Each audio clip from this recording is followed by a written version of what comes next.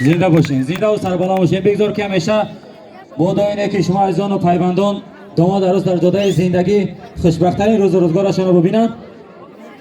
مانده پا بر صحنه کاشانه میگویم سلام بر همه پیر و جوان، شادانه میگویم سلام با محبت، با صداقت، با دل پر از وفا، هم به مهمانان و صاحب خانه میگویم سلام. البته سلام و در پای نثار حرکت شما باد مادران و خواهران، برادران و دادران که امروز بر توی دامادی عروسی دو جفت جوان شیر بچه گرامی قدر ما فریدون جان قدم رنجه نموده از نام کل پیوندان مبارک باد این توی خسندی را میکنیم و من از نام کل همکورسان، همسینفان و دوستان و پیوندانی که اومده نتونستن ایفده سرسیه تبریکات اخشار رسوندن بارگرم مبارک باد میگم فریدون جان. امروز که این خاندان توی دوران شادی انشاء علی خاندان به کنار است، زیرا پدر گرامی قدر اکای سفربک و مادر بسیارم عزیز و ارجمندشان اپای گلاندام اومن عائله بزرگ نرزالایفا خوشبختترین روز و روزگارشان میبینن که فرزند ایشان به چنین تخت و بخت رسیده است و این لحظه خاطر ما که همه ما شو به خاطر بزرگی اهل خاندان جا آمدیم میسازد که اون نفر را دعوت نماییم که سوگوار جا آمدن همه ما شما در این تویخانه بزرگی ایشان گرده است، یعنی پدر و مادر عزیز شبچه را یک کفی و ساوس میزنیم. آتجان و شجان شبچه را دعوت میکنم به نزد خودم تا آمدن اهل هنر چند سخنه گفته باشیم. مرحبا.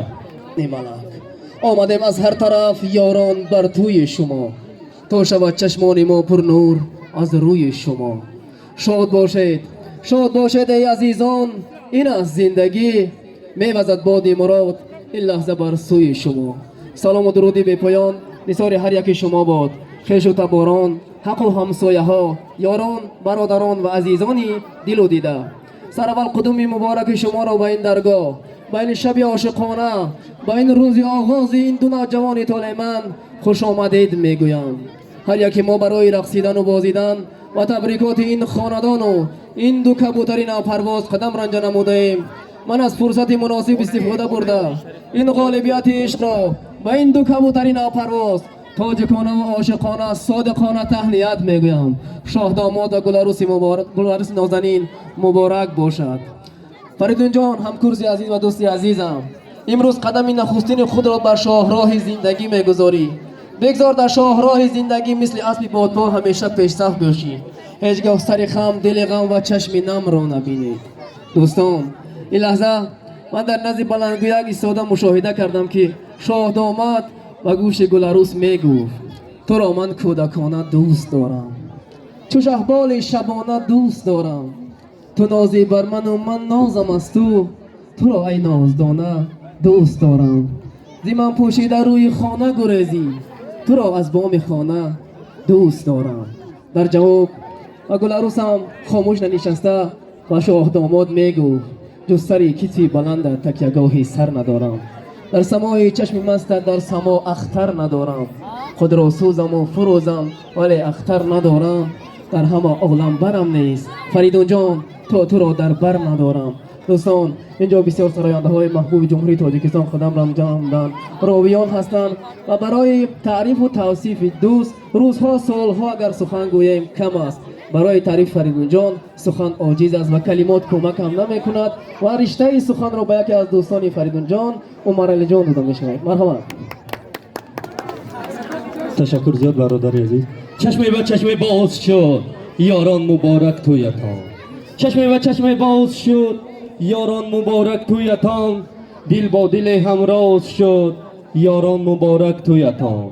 لیلای ما زیباتر است، لیلای ما زیباتر است، مجنون از او شیداتر است، آوازها هم ساز شد یاران مبارک تویتان. سلام دو سلام یاری جانی، سلام دو سلام یاری جانی، سلام بر منزلی صبح جوانی. سلامی ماست پیکی عاشقانه، سلامی ماست پیکی عاشقانه، نشاط است و سرود است و ترانه.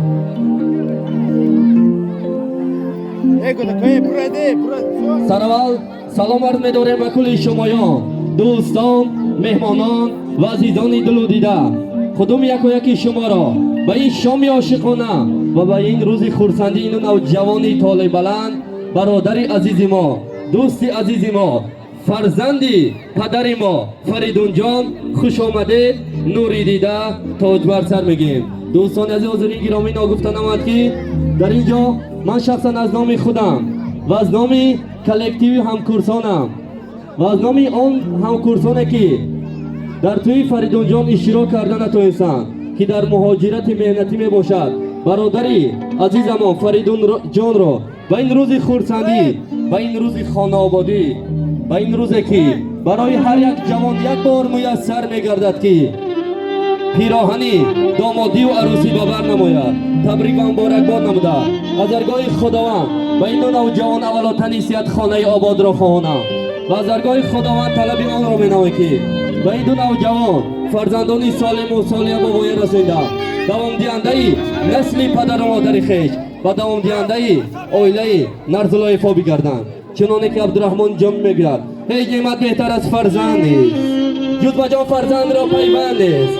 حاصل از فرزند گردد کامی مرد، زنده از فرزند ماند نامی مرد. بگذار که دل فدای جانانه شود، بگذار که دل فدای جانانه شود، مشوقه و سوز عشق کاشانه شود.